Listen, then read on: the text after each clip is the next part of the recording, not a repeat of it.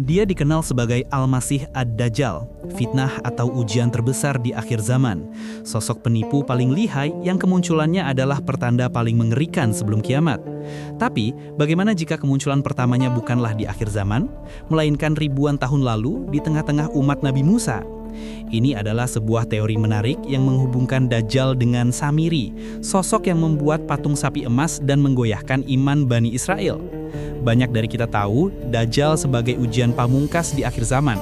Namun, ada klaim yang menyebut jejaknya sudah ada sejak lama, di masa Nabi Musa. Klaim ini mengaitkan sang penipu akhir zaman dengan Samiri, pencipta patung sapi emas yang menyesatkan itu. Mungkinkah keduanya adalah orang yang sama? Siapakah Samiri ini sebenarnya, dan benarkah jejak sang pendusta sudah ada sejak ribuan tahun lalu? Yuk kita telusuri bareng-bareng. Bagian 1. Memahami ancaman terbesar akhir zaman.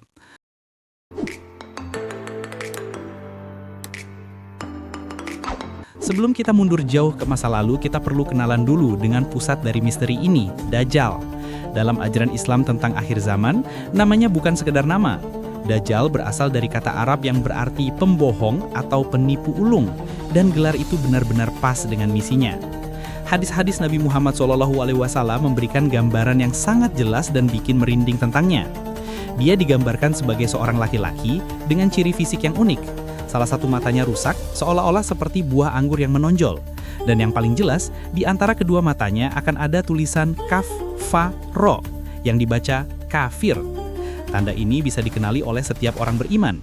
Entah mereka bisa membaca atau tidak, ini adalah stempel penolakan dari Tuhan yang melekat padanya. Tapi ironisnya, dia akan datang dengan kekuatan yang terlihat hampir tak terkalahkan. Perannya di panggung akhir zaman adalah sebagai ujian iman terbesar yang pernah ada. Dajjal akan muncul dari arah timur, dari tempat bernama Khurasan, dan perjalanannya akan membawa kerusakan ke seluruh dunia. Dia akan mengaku membawa surga dan neraka. Surganya adalah neraka yang sesungguhnya, dan nerakanya adalah surga sejati. Dia bisa menurunkan hujan, menumbuhkan tanaman di tanah gersang, dan bahkan menghidupkan orang mati. Semua dengan izin Allah sebagai ujian bagi kita. Fitnahnya begitu dahsyat sampai-sampai ia akan mengaku sebagai nabi terlebih dahulu. Ketika pengikutnya sudah banyak, ia akan melakukan hal paling lancang, mengaku sebagai Tuhan. Banyak orang akan tertipu oleh muslihat dan kekuatan luar biasanya, lalu bersujud padanya demi kenikmatan dunia yang sementara. Namun kekuasaannya tidak mutlak. Diceritakan bahwa ia tidak akan bisa memasuki dua kota suci, Makkah dan Madinah, yang akan dijaga ketat oleh para malaikat. Nubuatan juga menyebutkan bahwa sebelum Dajjal yang asli ini muncul, akan ada sekitar 30 Dajjal kecil, para pembohong yang juga mengaku nabi dan menyesatkan manusia dalam skala yang lebih kecil. Ini seperti sebuah pola, gelombang-gelombang kecil sebelum tsunami fitnah terbesar datang. Disinilah pertanyaan kita bermula.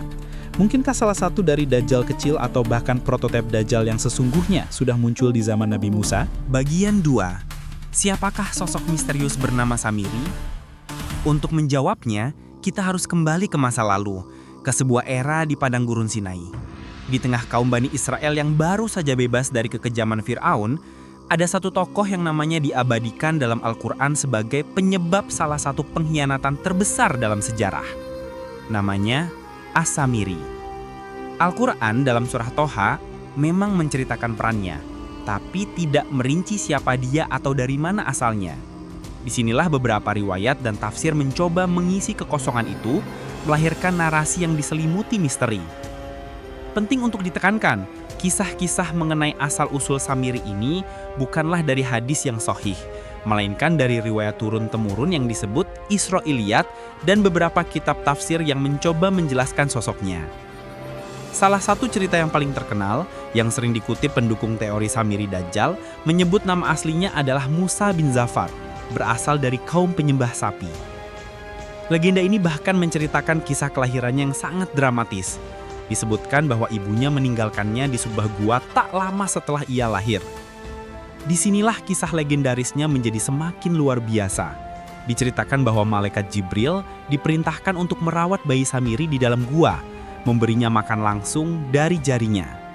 Karena diasuh oleh malaikat, Samiri konon tumbuh menjadi sosok yang punya pengetahuan tak biasa, termasuk bisa mengenali malaikat Jibril saat menyamar menjadi manusia, sesuatu yang tak bisa dilakukan orang lain. Sekali lagi, Penting banget untuk kita ingat bahwa narasi tentang kelahirannya, pengasuhan oleh Jibril, dan asal-usulnya ini tidak punya dasar yang kuat dalam Al-Quran maupun hadis sahih. Mayoritas ulama memandangnya sebagai cerita tambahan untuk menjelaskan bagaimana Samiri bisa melakukan perbuatan besarnya. Tapi, terlepas dari kebenarannya, kisah-kisah ini berhasil membangun aura misteri di sekeliling Samiri. Dia bukan orang biasa. Dia adalah sosok yang punya peran besar dalam menguji iman sebuah bangsa. Dan ujian itu datang saat Nabi Musa meninggalkan kaumnya. Bagian 3. Fitnah pertama. Patung sapi emas. Coba bayangkan situasinya. Bani Israel setelah bertahun-tahun diperbudak dan melihat mukjizat lautan terbelah, sekarang ada di kaki Gunung Sinai. Nabi mereka, Musa, naik ke puncak gunung untuk menerima wahyu selama 40 hari, meninggalkan kaumnya di bawah pengawasan Harun. Kepergian pemimpin inilah yang menciptakan celah kosong yang dimanfaatkan dengan sempurna oleh Samiri. Samiri melihat kaumnya gelisah dan rindu pada Tuhan yang bisa dilihat sisa-sisa kebiasaan mereka di Mesir yang menyembah berhala. Dia pun beraksi. Dia meminta Bani Israel mengumpulkan semua perhiasan emas yang mereka bawa dari Mesir. Emas-emas itu dilebur dan dari logam cair itu, Samiri membentuk patung sapi emas. Tapi, ini bukan patung biasa. Disinilah letak tipu daya terbesar Samiri. Dalam Al-Quran surah Toha ayat 96, Samiri sendiri membongkar rahasianya saat diinterogasi Nabi Musa. Ia berkata, "Aku mengetahui sesuatu yang mereka tidak ketahui, maka aku ambil segenggam dari jejak sang rasul, lalu aku lemparkannya." Para ahli tafsir menjelaskan bahwa rasul yang dimaksud adalah malaikat Jibril. Berkat pengetahuannya yang tak biasa, Samiri mengenali Jibril yang menunggangi kuda saat Fir'aun tenggelam. Samiri melihat tanah yang dipijak kuda Jibril menjadi hidup. Maka ia mengambil segenggam tanah dari bekas pijakan itu. Percaya tanah itu punya kekuatan kehidupan. Tanah inilah yang ia lemparkan ke dalam patung sapi emas. Dan sesuatu yang aneh terjadi. Patung sapi itu bisa mengeluarkan suara melenguh.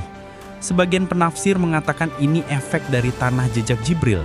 Sementara yang lain berpendapat, Samiri hanyalah pengrajin jenius yang merancang patung itu dengan rongga khusus sehingga angin bisa menghasilkan suara. Apapun caranya, hasilnya sama. Bani Israel terpukau. Mereka melihat patung emas bersuara dan Samiri dengan cepat berkata, "Inilah Tuhanmu dan Tuhan Musa." Tetapi Musa telah lupa. Fitnah itu berhasil. Sebagian besar dari mereka langsung sujud menyembah patung itu. Mereka menari dan berpesta, melupakan semua keajaiban yang telah Allah tunjukkan. Kemampuan Samiri membaca kelemahan suatu kaum, memanipulasi mereka dan menggunakan pengetahuan rahasia untuk menciptakan mukjizat palsu adalah cerminan mengerikan dari metode yang akan dipakai Dajjal di akhir zaman. Bagian 4. Menghubungkan keduanya. Benarkah Samiri adalah Dajjal? Disinilah kita sampai pada inti pembahasan kita. Setelah melihat kelihayan Samiri, muncul pertanyaan provokatif. Jadi, apa benar Samiri adalah Dajjal yang sedang menunggu waktunya? Mungkinkah sosok yang diusir Nabi Musa ini adalah orang yang sama yang diramalkan akan muncul di akhir zaman? Ini adalah sebuah teori yang telah lama dibahas. Para pendukung teori ini mengajukan beberapa argumen yang seolah menghubungkan keduanya. Pertama, kesamaan metode. Keduanya adalah ahli menipu. Mereka muncul saat ada krisis iman. Mereka menggunakan keajaiban untuk memikat pengikut. Samiri membuat patung bersuara, Dajjal akan menurunkan hujan dan menghidupkan orang mati. Keduanya sama-sama berhasil menyesatkan banyak sekali manusia. Kedua hukuman untuk Samiri. Setelah Nabi Musa kembali dan murka, hukumannya untuk Samiri bukanlah hukuman mati. Nabi Musa berkata, "Pergilah kamu, maka hukumanmu di dunia ini adalah dengan mengatakan la misas, atau jangan menyentuh." Samiri diasingkan, tidak boleh menyentuh dan tidak boleh disentuh. Para pendukung teori ini berargumen bahwa hukuman lamisas adalah semacam penangguhan kehidupan. Mereka meyakini Samiri tidak mati, melainkan dibiarkan hidup terisolasi, menunggu waktunya untuk muncul lagi sebagai Dajjal. Namun sepenting apapun argumen ini, kita harus melihat sisi lainnya. Disinilah pandangan mayoritas ulama Islam masuk. Sebagian besar cendekiawan Muslim dengan tegas menyatakan bahwa Samiri dan Dajjal adalah dua individu yang berbeda. Argumen mereka sangat kuat dan berdasarkan sumber-sumber otentik. Pertama, tidak ada satupun ayat Al-Quran atau hadis Nabi yang sahih yang secara jelas bilang kalau Samiri adalah Dajjal. Hubungan apapun yang dibuat hanyalah tafsiran dan spekulasi. Kedua, deskripsi Dajjal dalam hadis sangat berbeda dengan kisah Samiri. Hadis yang paling terkenal adalah hadis Tamim Ad-Dari. Beliau menceritakan perjalanannya saat terdampar di sebuah pulau misterius. Di sana ia bertemu makhluk besar bernama Al-Jasasah yang menuntutnya ke sebuah biara di mana ia melihat seorang manusia raksasa terbelenggu rantai besi. Manusia raksasa inilah yang mengaku sebagai Dajjal yang sedang menunggu izin Allah untuk bebas. Narasi Dajjal yang terkurung di sebuah pulau ini jelas-jelas tidak cocok dengan kisah Samiri yang diasingkan dengan hukuman lamisas. Ketiga, cerita-cerita tentang asal-usul Samiri yang diasih Jibril yang menjadi dasar argumen bahwa ia sosok supranatural tidak punya landasan yang kuat. Itu lebih dianggap sebagai Israiliyat atau cerita rakyat, bukan fakta sejarah untuk landasan akidah. Jadi, menurut pandangan mayoritas, Samiri adalah manusia biasa meskipun licik, yang hidup dan mati di zamannya. Bagian 5. Sebuah pelajaran dari masa lalu. Jadi, kesimpulannya bagaimana? Apakah Samiri benar-benar Dajjal? Menurut konsensus ulama yang paling kuat, jawabannya adalah tidak. Bukti dari hadis-hadis otentik jauh lebih kuat menunjukkan bahwa mereka adalah dua sosok yang berbeda, dipisahkan oleh ribuan tahun. Samiri adalah penyesat di zaman Nabi Musa, sementara Dajjal adalah fitnah terbesar yang masih akan datang. Tapi menolak teori ini bukan berarti kisah Samiri jadi tidak penting.